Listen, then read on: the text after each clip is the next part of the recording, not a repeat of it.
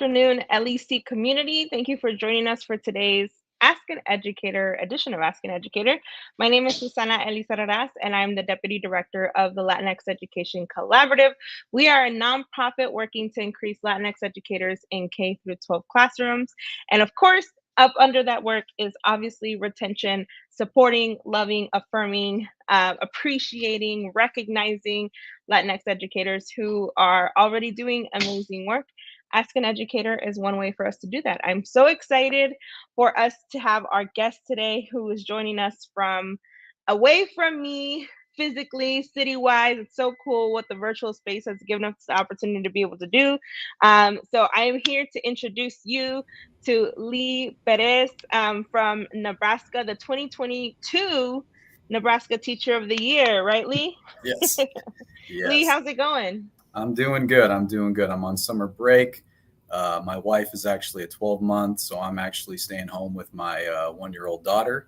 Nice. And so far, it's been an amazing experience. I get to spend some daddy-daughter time with her, and it's going good. She can say mama, she can say papa. She's got 4 teeth on top, 4 on bottom. So hashtag dad life, hashtag girl dad. In addition to Love state it. teacher of the year, yeah. I love it. I love it. And I love, all the achievements, right? That some people would consider small, but like as a parent, I also have a little one too. He's 2.5. It's like the 4 teeth is a big thing, right? Like the Yeah. teeth and then the like crawling and the rolling and the head up and Yeah. everything. I mean, what Yes, a we just cool had her. time. We just had her birthday party. She just turned 1 on June 3rd. It was a lot of fun. So in 14 years, it'll be the quinceañera. Yeah. So that'll come. Yes. That'll come quicker than we realized. But yeah, it's just being a parent's just been a blessing, and I love it. I absolutely love it. Yeah, It's great. it's really cool. You let us know when you need padrinos lined up, or I hope you've started to save. I hope you started to save because it's Yeah, that process has already started. Yes, absolutely. love it, love it. Well, thanks again for being with us today. I would love if you could tell us a little bit about yourself, where you're from, who are your people, and what do you do? Right. And before I begin, I just want to say that I'm speaking as the 2022 Nebraska Teacher of the Year and a 2023 Horace Mann Awardee.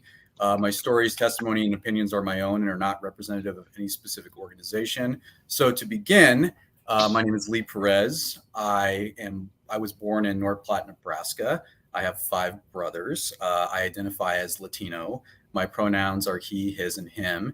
And I have been an educator for 16 years now. And in addition to that, with my most recent recognitions, I was the first Latinx male person of color in Nebraska's history to win, and ESL teacher to win Nebraska Teacher of the Year. In addition to that, I was the first person in Nebraska to be a Horace Mann Awardee. So I made history in both of those aspects. But I will tell you, my road to success has been quite a rocky one, and we'll kind of dive into that conversation later. I just want to let you know that my past, lots of skeletons, but fully transparent with it, specifically with the aspects of, trauma and substance abuse. But I think that that's really, really important, specifically for marginalized communities and students of color to hear, because when they see individuals like me or us be successful, they realize that some of the obstacles that they face, they can clearly overcome just like I did.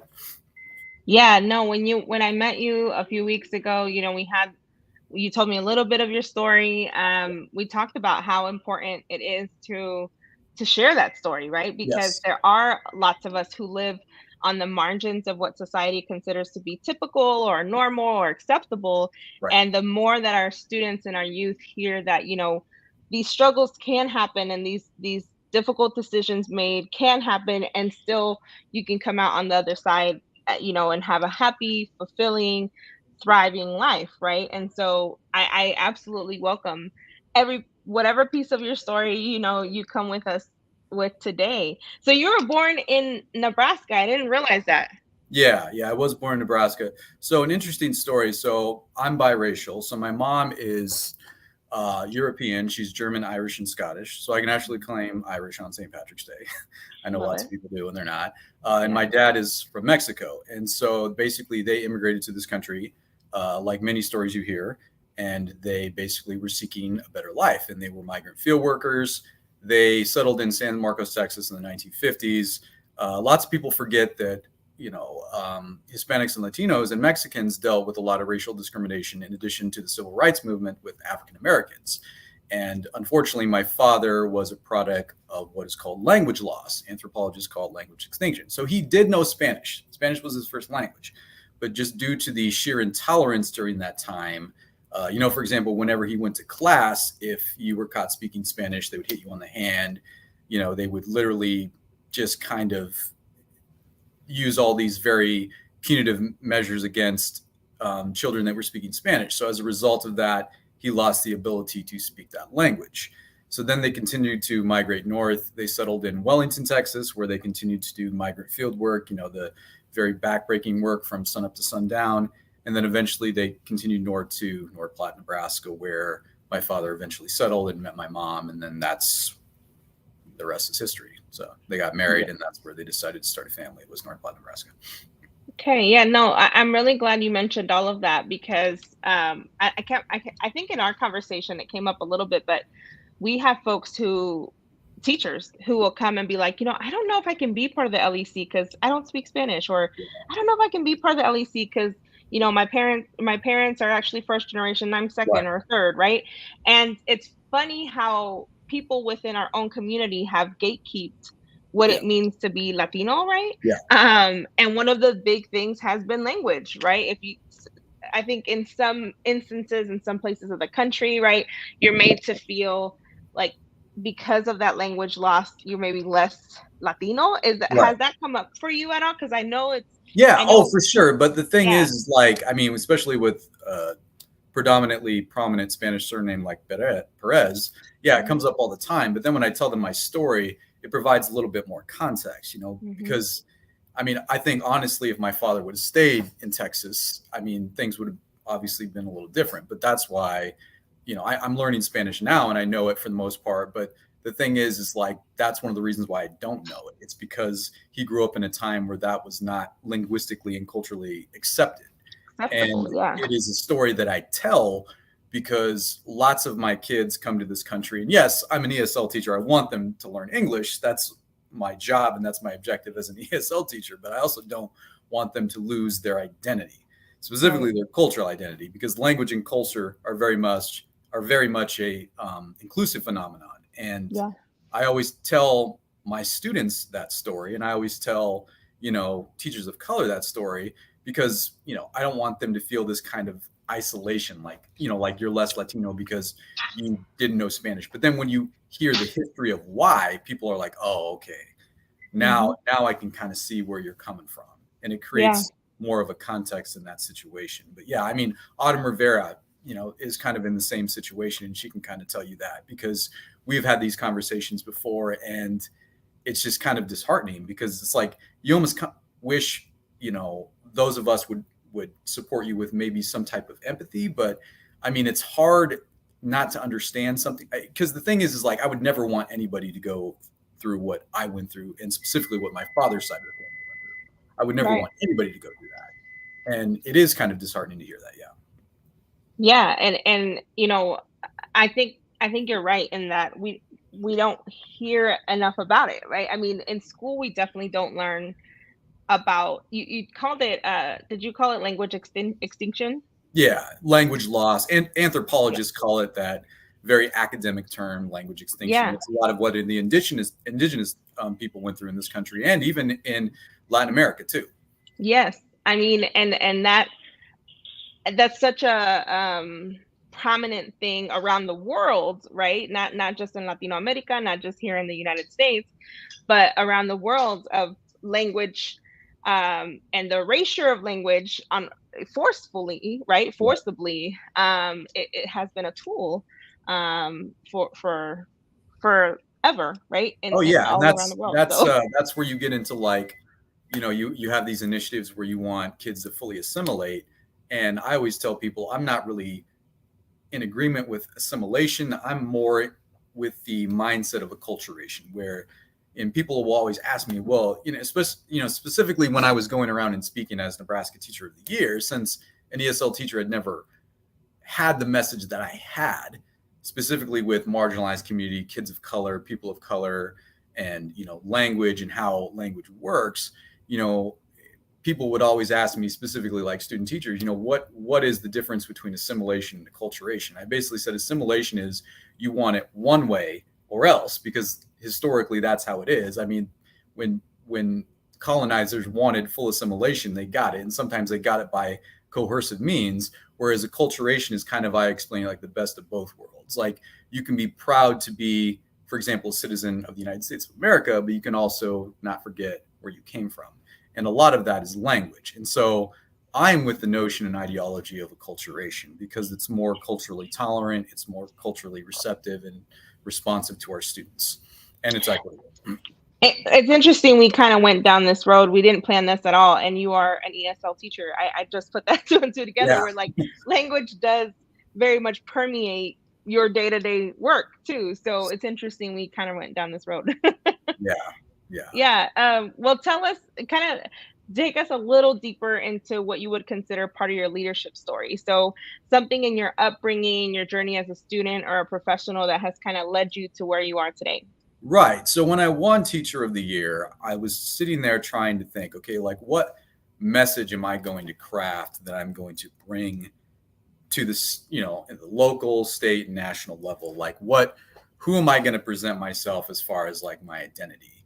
And I decided to go with my past. And I know sometimes it sounds counterproductive and people always ask me why I do this, but I decided to talk about my failures before my successes, or in other words, how my failures led to my successes. So for example, like I'm a recovering alcoholic.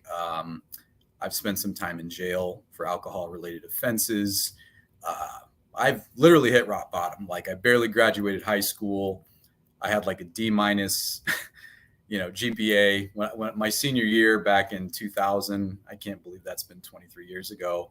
When I went in and took my ACT, I just marked bubbles, didn't care, went to class, put my hood up, slept. My dad wasn't in my life for a good portion of my life. He was a pipe fitter in the South. So for 12 years, it was me and my 5 brothers, and my mom was raising 6 boys on her own, and she couldn't keep an eye on all of us. And so I started to hang with the wrong crowd, and I started to do things that probably I shouldn't have been doing. And a lot of that was, drinking, and I got into some trouble. And so when I go around and I speak, I always put up like my list of my offenses and all the stuff that I just told you. And people are just kind of stunned by that. But I think the reason why I do it is because it gives people hope. It's like, okay, so Lee's done all these amazing things the last 4 or 5 years in his teaching career. And I've been blessed with so many accolades and recognitions and awards. But the thing is it never used to be that way. I mean, literally, I was in jail for 2 days. I mean, you don't get any rock bottom than that. But another piece of that story is like, there was always some teachers that were really like very beneficial in my life. And they just kind of stuck by me. One of them was a Latinx teacher, and one of them was my basketball coach. But I will say that I remember when I was in jail, and when you're in jail, you can only read so much, and you just kind of have a lot of time to think about everything that you've done in your life. And I remember one of these teachers called me when I was in jail, and he said, and I'll never forget what he said to me, because normally it was like, when I talked to him, he would lecture me, or he would try to give me advice, or both, or he would always just be like, okay, he's calling to try to like tell me, hey, you shouldn't do this because of XYZ. But no, and I'll never forget what he said to me. He didn't do any of that. He called me. Were you in high school at the time? So you were his student at the time when he called you?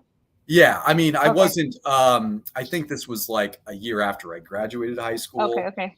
But I mean, I still was very involved with him and stuff like that. But I mean, in high school, I still got into a lot of trouble. But yeah, I think this was a year after I graduated. Okay. I mean, some of this stuff happened like 3 decades ago. I'd have to really think about it. But yeah.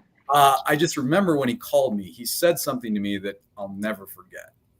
And he called me and he said, Lee, I want you to name one productive thing that alcohol has done for your life. And then he just hung up on me. There was no speech. There was no advice. There was no, you're better than this. You know, there was no like motivational talk. It was just, he said that and hung up. Wow. And so I remember thinking, wow, like he's never done that. So what does that mean? And I remember sitting there, okay, I'm in jail, I'm drunk, and he said that to me, and it was almost like I kind of had this like epiphany, and I was like, he's right, look at me, like what am I doing? So like when I got out, it took a while, but I started to take small steps towards recovery, and I started to make little changes, and I started to get my act together. I started to go back to school. I enrolled in a community college, started to get my grades, you know, up to par. And my life just really changed. But it just shows the power of words, because, I mean, I still remember that phone call and him saying that like it was yesterday, because it was just such a powerful statement. And it was just a powerful one sentence statement. So when I go around and speak, I talk about all my failures, but more importantly, how I got to the successes that I am, but how teachers got me there.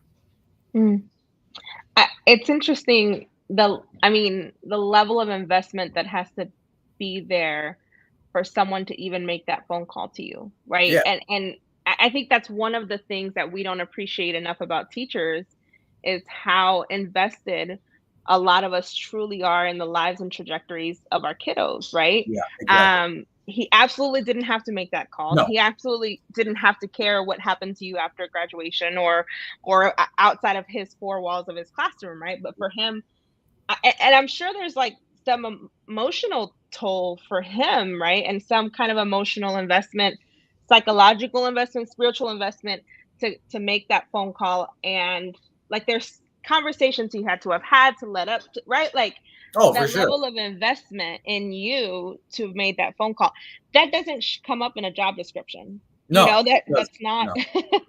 So like that speaks volumes, like you said, to the impact that teachers can have on their students, Yeah, just a one liner, and that literally just changed everything.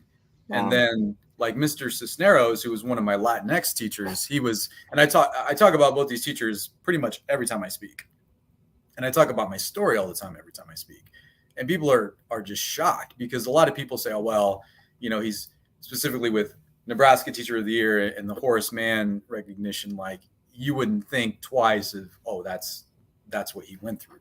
But it has been a rocky road. But the thing is like one time a student teacher asked me, they're like, you know, Mr. Perez, do you regret your past? Like, do you regret your life? And I always answer that question by saying, no, I don't regret my life, because that's what made me and molded me into who I am today. You know, the mistakes of my past are what truly defined who I am today. Because if you're not making mistakes, how can you learn from them? And I look back at my life all the time and I'm like, wow, even though I might have thought about changing things, no, I wouldn't change my life, because that's who I was and that's who I am. But the important thing is now I'm telling my story to the next generation, so hopefully that they don't make the same mistakes that I made. And that's part of teaching, is it's not consistently teaching in a classroom. You're teaching students life skills and how to work through the difficulties of society and things like that, specifically people of color, with all the challenges and barriers that we face. Yeah. Yeah, no, and that again, that's not going to come up on a job description, No. right? You don't really officially sign up for that, but those of us who, want to do great things by the youth that we impact, we do take it that step further and know that, like you said, words matter, right?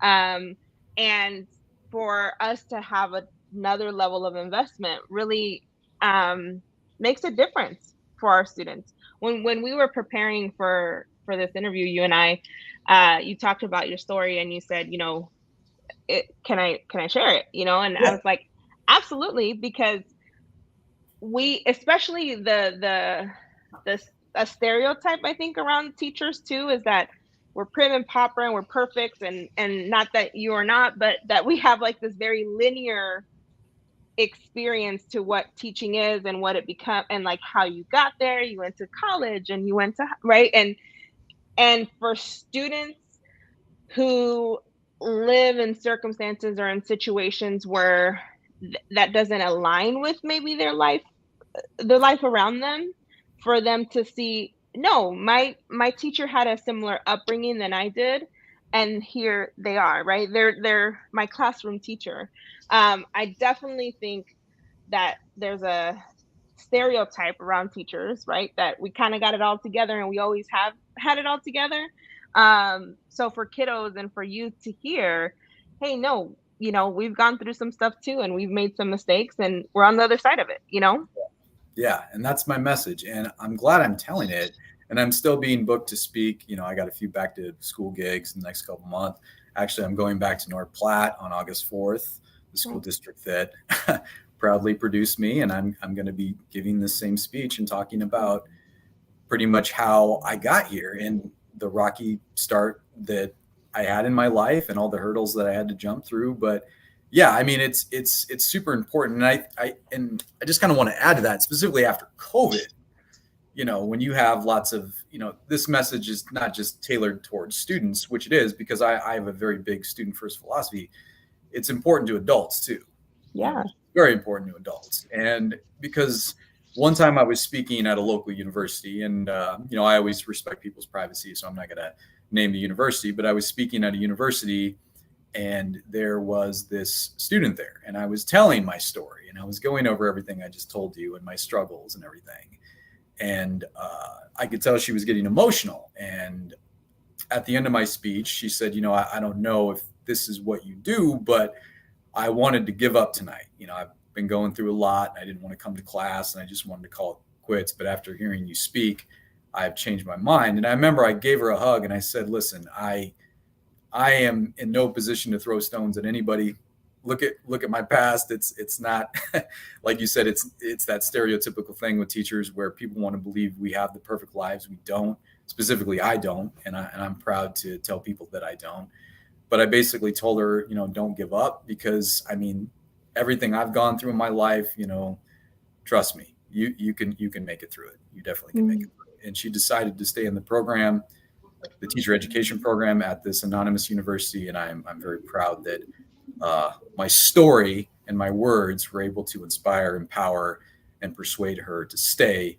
Because hearing that, she basically said, I thought my life was bad and I thought I was going through a rough time, but after hearing your story, not even close. And she goes, I can do it. And I go, yes, you can. You absolutely can do it. Wow. Wow. I mean, literally life changing, right? Yeah. It just from telling your story and telling the truth, right? The truth of your experience. It's inspiring. It is, because to have people to be able to relate to you, like, it sounds like her story may have even been a little bit different, and still for it to be like, okay, no, I got this, right? You're right. That's definitely not just for kids or youth. That's for adults too. We struggle too.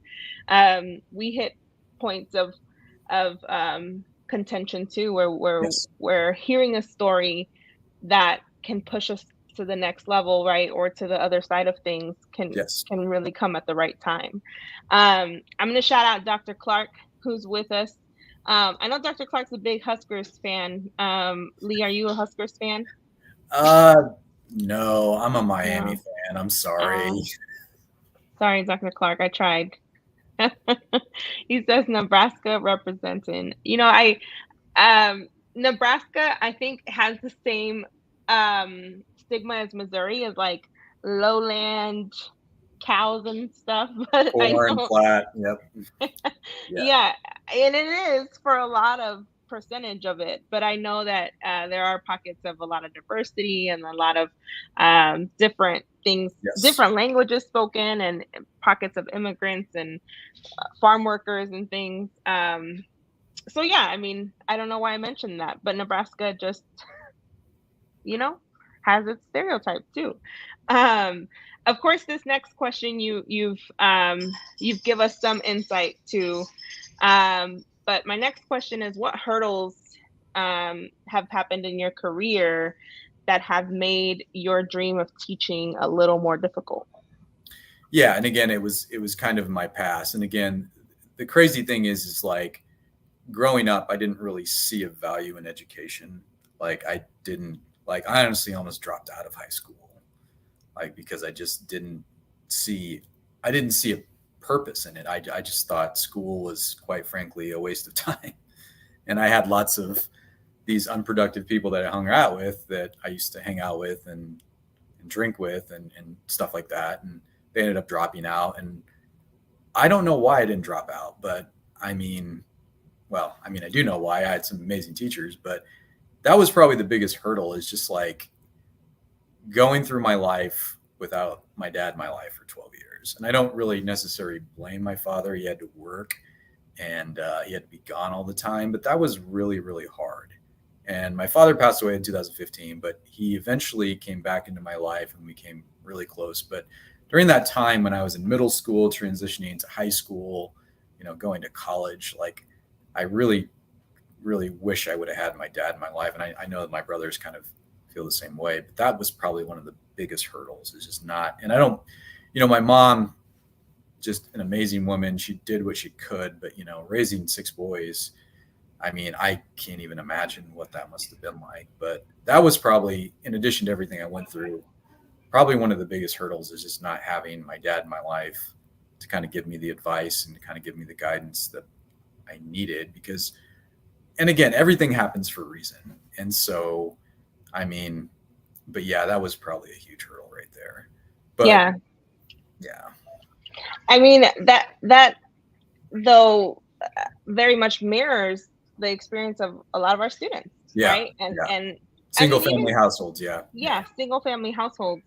Has that come up, in your journey as a teacher, where you've been able to kind of lend that shoulder for kiddos who are like, yo, I don't know what I'm gonna do? Yep. Like, yes. I mean, I have a single mom or a single dad or a single parent, and right, like, that totally has had to come up. So what has that been like? It's empathy.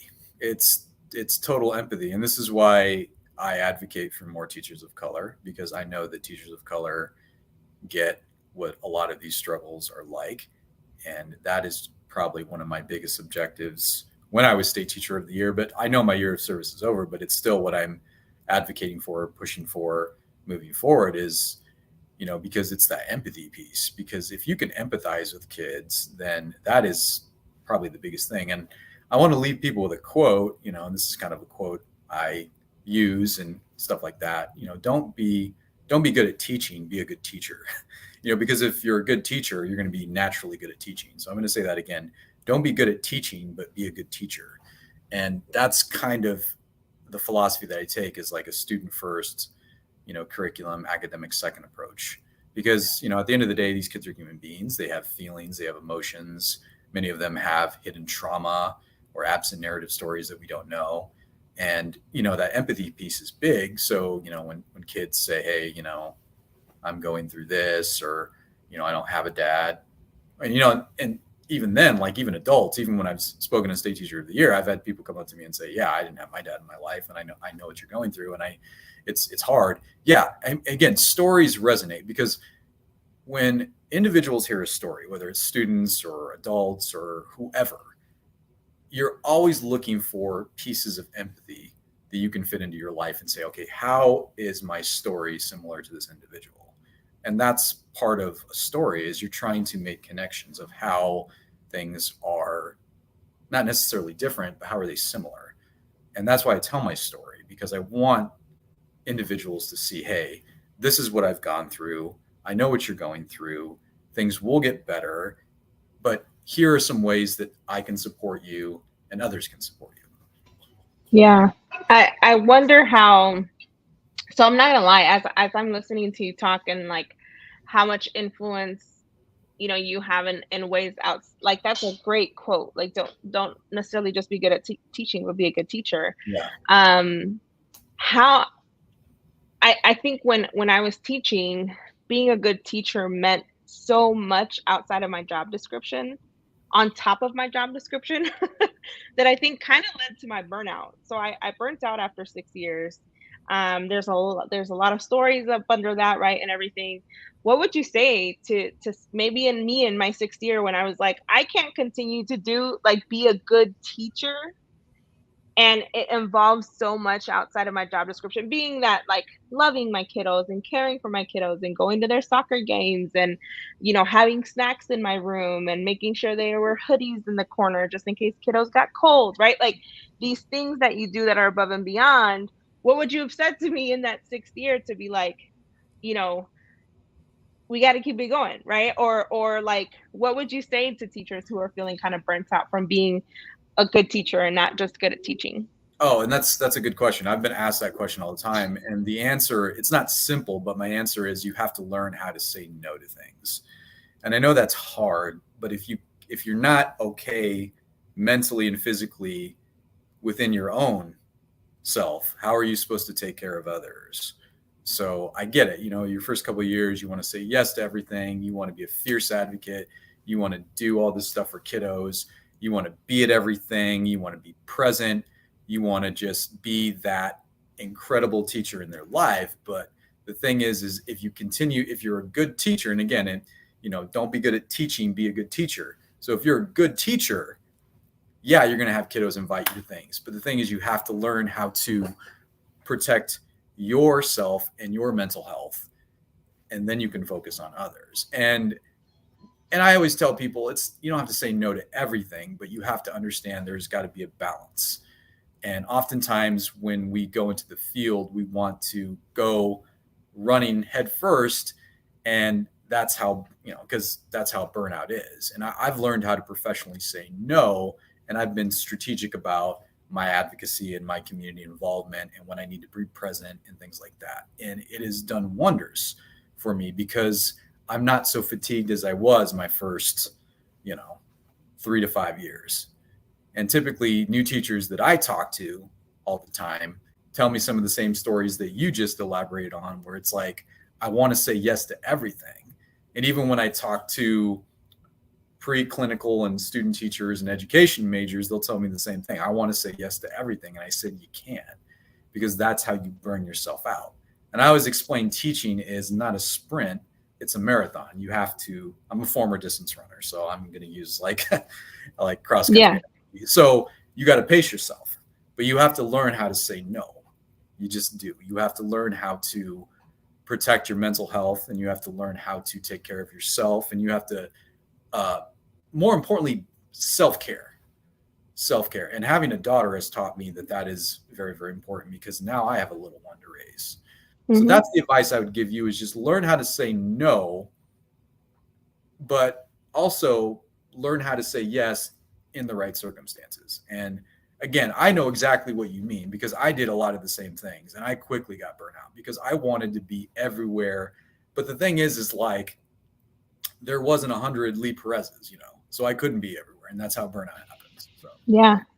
No, that's some really great advice. And hearing it from you, it almost seems obvious, right? Yeah. But like, it really is more difficult in practice, because I never said no, right? Like right. Kids' birthday parties, the soccer games, right? Quinceañeras, all that stuff. Yeah.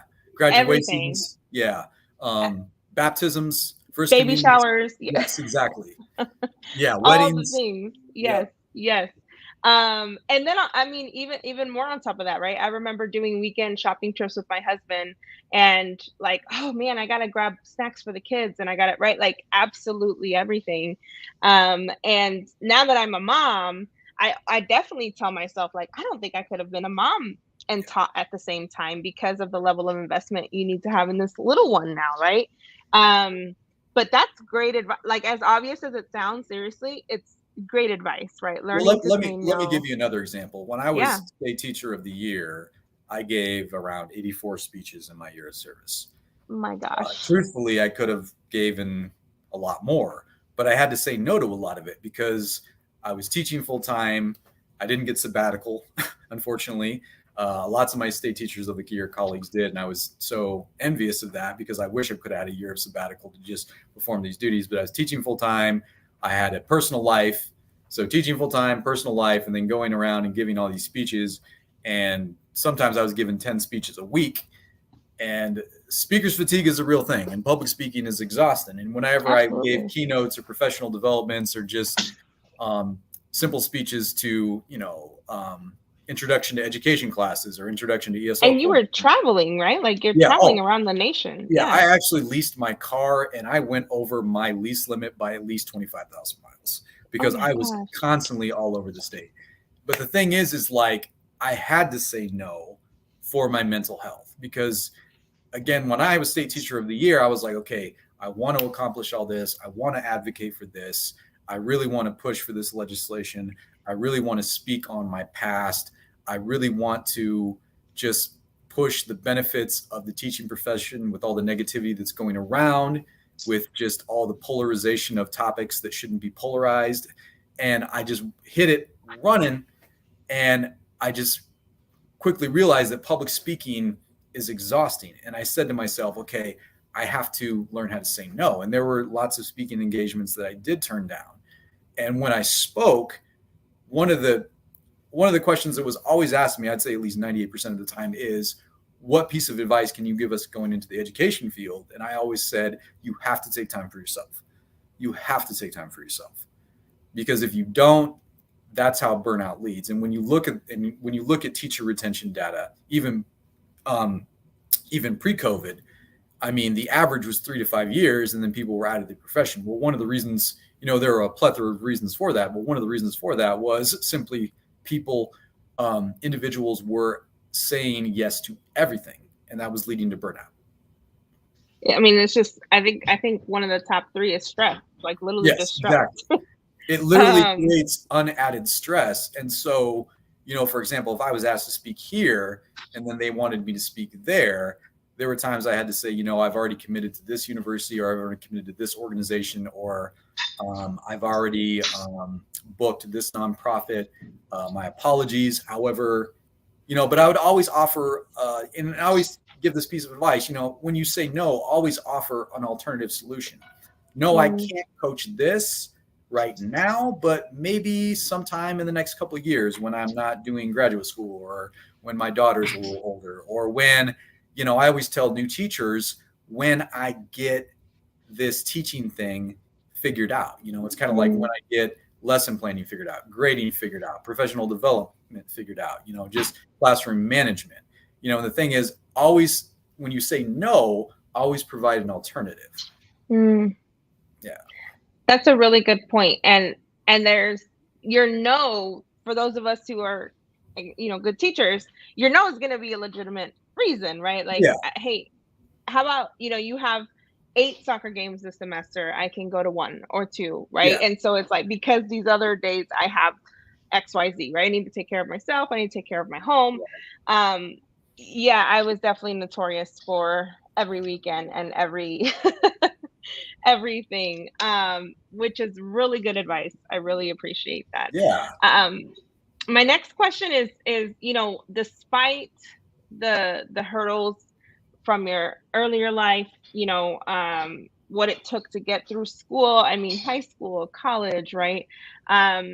Supporting your, being there for your mom and for your family, and to now, right, coming off of your year of Teacher of the Year, what keeps you going through all of that? Well, my daughter now, having a child definitely changes your worldview, so she keeps me going. But an interesting note on that, just with Teacher of the Year and Horace Mann, I was also the first person in my family to get a college degree. Currently, I'm doing my master's in TESOL, which is an acronym for teaching English to speakers of other languages. And in 11 weeks, I'll be the first person in my family on either my mother's and father's side to have a master's degree, which breaks several congratulations. Courses. Yeah, yes, congratulations. Yeah. So, that is something that keeps me going, because it's something that I can tell marginalized communities, kids of color, people of color, hey, in addition to all the struggles I went through, this is my motivation. This is what keeps me going. I want to get this college degree because I want to be a fantastic teacher, and I want to change the lives of students, and I want to share my story of struggle to show them that whatever struggles and trauma they're going through internally, that things will be okay. And in addition to that, show them the value of an education and say, hey, even though I had to work several jobs and I had to pay for my education on my own, this is how I was able to do that. And again, that is just the power of a story. That is just the power of hey, this is what I went through, and if I can do it, you can do it. And it's powerful because, when kids and teachers of color see others that look like this, they see the phenotypical features, they see the skin color, they see the language, they see the cultural attributes. It's empowering. They say, hey, Lee can do it, I can do it. And that's great. Autumn Rivera can do it, we can do it. I mean, it's the epitome of representation matters, right? Exactly. It's me being able to see myself in you in one way or another, and then be able to see success in you too. I'm like, okay, I can get there too, right? I don't think it's appreciated enough, right? For sure. You remember the teachers that you related to, even if it were of a different race or ethnicity, but that thing that attracted you to their identity, because it's like, oh, they're like me, right? And that means I can make it too. Well, let me give you an example. Like Mr. Cisneros, who was my only Latinx teacher in high school 23 years ago. It was back when social studies was called civics. So I had him for civics. But I mean, again, I hated school. I didn't want to go to school. At one point, my senior year, I was like truant almost a month. I mean, I just wasn't going to school. But when I didn't go to school, the one class I did enjoy going to was Mr. C's class, Mr. Cisneros, because he looked like me. So I love Mr. Cisneros. And I remember when I graduated, and I barely graduated, but he helped me get there. When I graduated, he eventually retired and he went to work. He didn't want to be just one of those retirees that wanted to go golf all day. He told me that. He goes, Lee, I want to make a little money. And so he went and worked at JCPenney's at the North Platte Mall. And coincidentally, JCPenney's was right across the street from my house. Literally, it was a 2-minute walk. And on the weekends, when I didn't have to, I used to walk across the street and I used to go see him. My old teacher, kid that hated school, at-risk student, recovering alcoholic, been arrested, been in jail, wrote off as a loser, barely graduated high school, didn't take any of his education seriously, saw no rationale or no prominent reason why it was important whatsoever, would go talk to a teacher. Yeah, why would I do that? Again, just to the talk power to of him. the teacher. And I would just go talk to him about everything because he was inspiring to me. And one of the reasons why I went into the education field was him, because I was like, if he can be a teacher, I can be a teacher. And I remember one time we were talking at JCPenney's and he said, Lee, you should try education.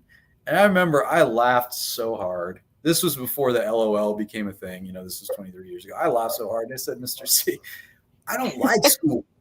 And he used to say to me, well, if you don't like school, why do you come talk to me? I'm a teacher. I go, because you're different, man. You're different than all the other teachers. But what I meant by that, you're different in you look like me, you talk like me, you act like me. And that's the point of all this.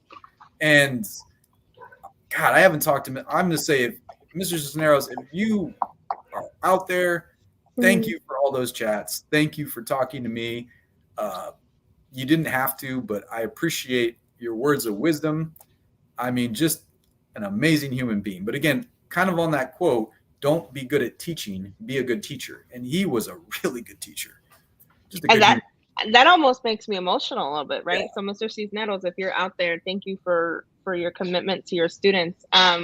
Just because you and I know what it takes to be a good teacher, and for someone to do it for a significant amount of time. Thank you, Lee, for the amount of time you've done the work that you do.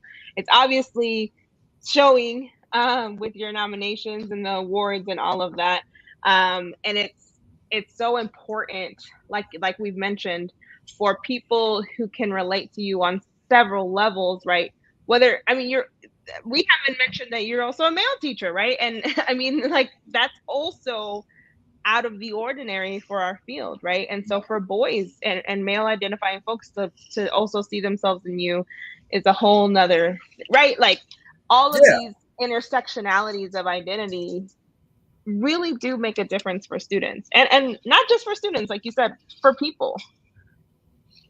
Yeah, I have my son sitting here. Oh, hi. How are you? Come here. You want to come see? Hi. Yeah, Ben. Say hi. Hi. Hi, Val. How are you? Say hi. Yeah, he's ready for mama's attention. But no, I'm so excited that we got to chat. Yeah. Thanks for And having me, and thanks for letting me tell my story. of course, Like I said, if educators, if you're out there, if you want me to come tell this story to your districts, to your kids, to your teachers, I'm being booked already, getting pretty busy. I will email you my website. I will email you my Twitter. So please spread the message. I would love to come tell this story. Again, it's something I'm transparent about. It's something I talk about all the time. But again, it is the power of a story, and it is the power of words, and it is the power of I always call myself the Robert Downey Jr. of education, because if you look at Robert Downey Jr., he went through some of the same struggles I went through: substance abuse, alcoholism, jail, and now he's Iron Man. So in some of my speeches, I say I am Iron Man. It's also a parallel to Marvel because I'm a huge Marvel fan. So yeah, I mean, it's just been an honor to serve the state of Nebraska as Nebraska Teacher of the Year. It has been an honor to serve the state of Nebraska as a Horace Mann Awardee.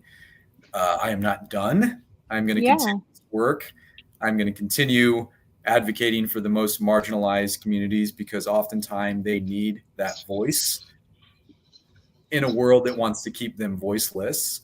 And I will not stop, because there's lots of work to be done. And it has been an honor and privilege to serve in that role. Lee, I so totally appreciate, first of all, you being willing to tell your story and the service that you have done, not just in Nebraska, but in your teaching in your classrooms. My last question, as these little fingers pop back up. Eventually, is he walking now? Because he is. He needs some support. He has some struggles with his vision, but he is definitely all around the place. Yes. Yeah. See, eventually, when I'm doing these, you're going to see my little daughter's finger. Yep. Your daughter's gonna. Yep. The fingers will spring up. Yes. Into the screen. Yes. My last question, just to kind of give us something to walk away with. If you had one thing that you want all of your students to walk away from your classroom knowing, what is that one thing? That I am in it for them, and always in it for them. And let me give you an example like that. I am your teacher for life, like forever. Like, you're never getting rid of me, because part of being a good teacher is taking everything you've taught kids and transcending that outside of the walls of your classroom. And let me give you a specific example of that. This last week was my daughter's first birthday party, and several of my former students were there at her birthday. And many of them have families of their own. They have children and they have jobs. And they're doing just amazing things in their life. Some of them came to my wedding when I got married in Playa del Carmen, Mexico. But I just want you to know, cool. I am your teacher and your advocate for life. And if you ever need anything, I am here for you. I still write recommendations all the time. I still am listed for references. I still have jobs contacting me, asking me about the amazing things that my students are going to be doing with their future endeavors. And it's just been an honor. But one of the conversations I had with one of my former students is, I just remember telling her, I hope that I've taught you not only the stuff that you needed to succeed in school, but I hope that I have taught you the skills that you've needed to learn in life just to be a good human being. And she looked at me and she said, you absolutely have done that. And she said, you've continued to do that to this day. So yeah, we kind of had a moment, a little bit emotional, a little bit of tears, but that is the thing I want all students to know, is that I am your champion, your advocate, your teacher, your hero for life, forever. You're never getting rid of me. So I love that. A lifelong teacher. I love that. I love that. Well, Lee, like I said, thank you so much for being with us. Congratulations again on Nebraska Teacher of the Year, on the Horace Mann Awardee. We are so grateful to have you in classrooms and committed to students. I mean, hopefully one day I'll be up in Nebraska or something, and I'd be happy to come visit your classroom. Yes, absolutely. That would be great. And I'll hit you up next time I'm in Kansas City. We love going to Kansas City all the time. As a matter of fact, the last time I was there was last year. I spoke at a TESOL conference. It was really, really a lot of fun. So, nice. Yeah, let us know when you're down here. We'd love to treat you to some dinner or breakfast or something. Sounds good. Sounds good. All right, Lee. Thank you so much. We'll talk so soon. Yep. Thank you. Take care. Bye-bye. All right, bye.